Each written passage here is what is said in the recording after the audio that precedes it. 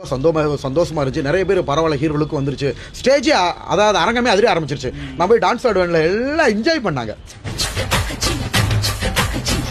இத பார்த்தா அரங்கமே அதிர்ச்சா? அட பாவி, அரங்கமே அழுதுச்சு. சும்மா இருடா, பச்சை பிள்ளை பதறதில்ல. பிக் பாஸ்ல இருக்கிறவங்களே வந்து நீங்க தான் பியூர் சினிமா மெட்டீரியல் சொல்றாங்க. சோ